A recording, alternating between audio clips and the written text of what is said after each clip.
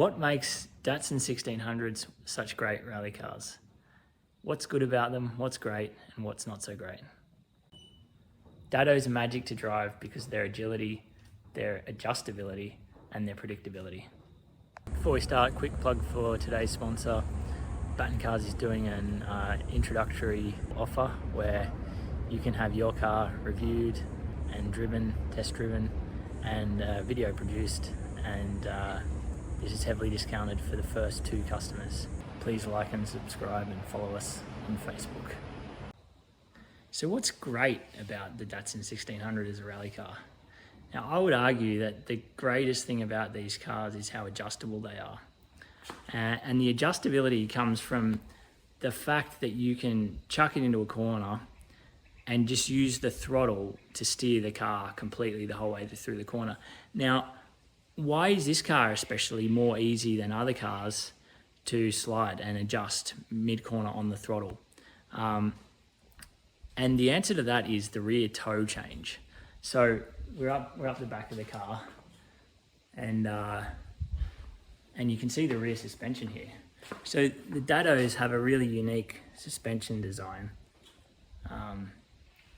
Excuse my nose hairs. And you can see how the 2 mount points, I'm trying to keep this lined up, but the 2 mount points on a diagonal, they're not like, imagine they were like this. As that rotated, the wheel would just go completely straight up and down. But they're on a diagonal, so what happens? And you've got to kind of do a bit of mental gymnastics to get your head around this. And the easiest way to do it is kind of hold your hands up. I was doing it just before. Like, hold it up, looking at like roughly that angle there, and move it up and down, and then put your other hand, which I can't do because I'm holding my phone, in alignment with the hub face. And you'll sort of, as it twists over, you'll see that the wheel toes out. Now, by toe out, I mean, coming back down here, toe out, where are we? There's my hand, is this. So when the rear suspension compresses, the wheel does this. So it's like, imagine your toes, you're towing them inwards, or you're towing them outwards. Now, if you can imagine, like when you get on the throttle, the car sits backwards, and it does it like quite pronouncedly, I'm pretty sure that's not a word, but in a Dato 1600, partly to do with this A-frame design, control arm design, but the more interesting thing there is that when you get on the throttle, the thing kind of like squats in the rear, but more than that, it's towing it out. So when you get on the throttle, the back of the car, literally, imagine I'm sliding this way. That's not gonna work, but imagine I'm sliding this way and I get on the throttle, I like slide faster. And it's partly because I'm on the throttle, I've reduced the grip of the rear tires, but it's even more so in these cars, it's because of the toe change, because it's towing out, because you're effectively steering the back of the car out of the corner. You got the front steering into the corner, and you got the back steering out of the corner. So you can imagine that's going to make the car slide more. But then conversely, you lift off the throttle, and it tows in. So that's what I mean by adjustability. So these cars are great in the sense that you can get in the corner. Oh, I'm not turning enough. Get on the throttle, and it turns in the corner more.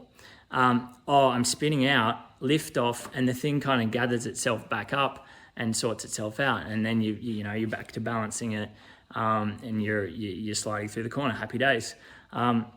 So that's another really cool. Well, probably to me, that's the great part about Datsun 1600s.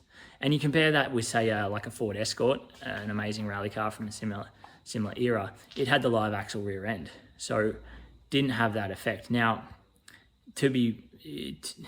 it had advantages in the sense that it's a bit artificial, doing all this toe stuff, and you're probably generating more scrub than you need to. It's probably more efficient just to have the wheels pointing in the right direction, pointing straight ahead at the back. That's what the Ford Escort does, and it actually does it really well.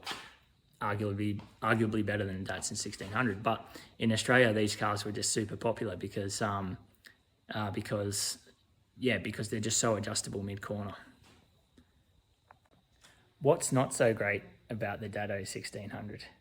And that's a pretty easy question to answer, because the answer is this steering box here.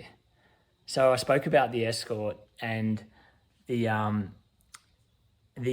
Escort has a steering rack, and the steering rack compared to a steering box is just like chalk and cheese. A steering box, it's got so much slush play in the middle. Like, it's got all these, tractor looking links. You've basically got these, like, I don't know what you even call them, but like, say, idler arms or something, which allow this like cross piece to swing side to side, which is effectively like the rack. So these things are rotating, and then this piece in the middle here is going side to side, and then you've got your tie rods mounted along here. So I guess you're able to generate some pretty interesting kinematic curves, which is Chinese for basically the sorts of weird toe shapes, like curves that you're generating as you go through the steering wheel arc. But they're just awful. Like, steering boxes are awful. One of the things we used to do was like mount a bracket between the top of the steering box and the inner arch of the wheel arch, just to try and give it a bit of rigidity, but it's still got all that. It's got all that slush, all that backlash. Yeah, it's horrible. And the thing is, you're driving like pretty fast in these rally cars. Not this car. This is not a rally car, but you're driving pretty fast in these rally cars. 200 kilometers an hour on the dirt, and that slush. You know what I was saying about how the front can move quite a lot at higher speeds. In terms of the agility, it's a pretty agile car. It's got all that slush, so you're driving 200 kilometers an hour and you're just driving Miss Daisy. The steering wheel is doing nothing between these points, and then when you get to that meaty bit, it's like, whoa, as in, they're not fun to drive at very high speeds on the dirt, and it's that's a real disadvantage of these cars. The agility comes from the wheelbase. So you can see I've got this measuring tape set up to measure to the nearest micron. It's running all the way along, roughly center to the center of the wheel. That's the wheelbase, and that affects the agility. Why does it affect the agility, you ask? Well, it's a very good question. To answer that question, I'll give you some other examples. So that ute there has a wheelbase between the back wheel and the front wheel of 3.1 meters. The Datsun is around 2.4. And a Mini, like a 1960s Mini from, say, the Italian Job, is 2 meters. Then you compare that with a bus, which is, say, I don't know, like 10, maybe not 10, but something like that. The thing you got to think about is how many meters sideways do you have to move the front wheels before you build up a certain amount of angle? What you're trying to generate when you're driving a car is angle. So, and you call it yaw angle. Now, agility all comes down to how many meters you need. Imagine you put the front on jockey wheels, and you literally pushed it across like a meter or so, and you would measure how much angle the car has with that meter. Now, it's a bit of an abstract way of describing it, but in effect, that's what you're doing. So a really short wheelbase, you push it a meter, and the car's already at like 30 degrees to where it was before. A long car like the ute, you push it a meter, maybe it's at 10 degrees. And a bus, you push it a meter, and it's like, I don't know, 2 degrees. So, well, 5 degrees. But that's sort of the general gist. And then that's sort of interesting too, because when you think about it, that kind of partly explains why it's hard. You know, when you're going slowly in a car park, you do these big steering wheel turns.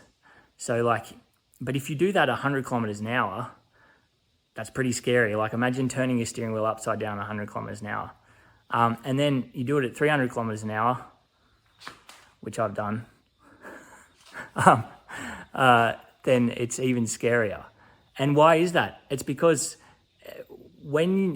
as the wheel is turning over, the amount you're turning the steering, it's generating that sideways movement, like that jockey wheel 1 meter.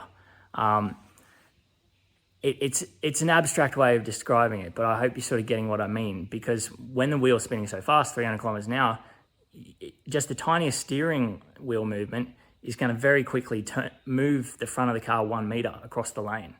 Sure, at that speed, you're not getting that yaw angle because the back wheels are following, but you get my point. So that's what agility is all about. And that is part of the reason why Dados are a really nice little compromise, because yeah, the Mini Cooper was a really famous rally car back in the 60s. It had the 2 meter, wheelbase, but it was front wheel drive, so like super chuckable. And with a front wheel drive car, a rally car, you can chuck it in the corner and just get on the throttle and it will basically pull itself out of anything. Whereas a rear wheel drive car like this car, you don't really have that up your sleeve. So if you were like a 2 meter wheelbase in a rear wheel drive rally car, it probably wouldn't work that well, just because it's going to be too agile. Like it's going to be too, if in effect too chuckable.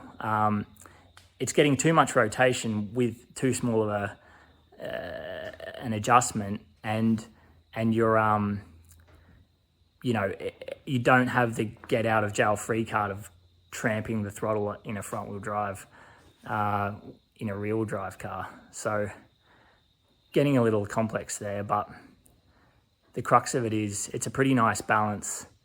2.4 meters. It's like adjustable. It feels nimble. It feels like it wants to follow where you want to go, and it doesn't feel like a bus. So it's the right kind of balance of stability versus agility, / being nimble.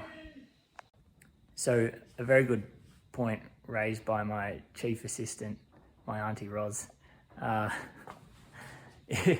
is so that the front wheel drive Mini, right? So it's 2 meters long wheelbase, and you see those videos of like Jim Carner and stuff where they'll literally like spin the Mini 180 degrees. They'll chuck the car and they'll spin it 180 degrees. It's going in reverse. They park it in some crazy tight parking spot. Like that's crazy adjustable. Now, and what I was trying to say about the rally cars is when you're, that crazy adjustability is kind of great, but at the same time, it's problematic, because if you're coming in, say, at a higher speed and you really chuck the car into the corner, you're going to spin and you're going to crash. So, but with the front wheel drive, you can really chuck the car, get that crazy turn, get on the throttle, and then that's what's going to pull you through the corner and stop you from spinning out, crashing and dying. So those are a few little things about why the Dado is such a great rally car. Sure, it has other aspects like Max struts on the front, McPherson struts, and pretty lightweight, nice little a naturally aspirated engine. It's got lots of good things going on, but for me, those are the main ones that make it such a special rally car. And to give you, and up next, we'll take it for a little spin on the road and see what it's like. So we're going to take the Dado for a little drive and see if we can share in the experience of what it's like to understand those things I was talking about in the workshop. So yeah, I mean, straight away, like driving this car, like literally, there's nothing happening in the steering box.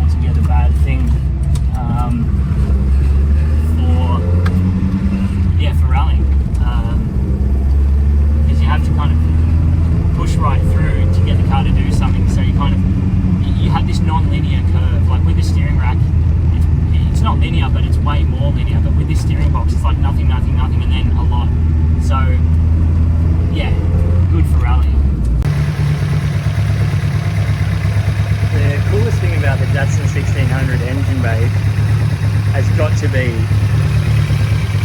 the bonnet stand. Why more car companies didn't use that simple yet highly effective idea, I will never know.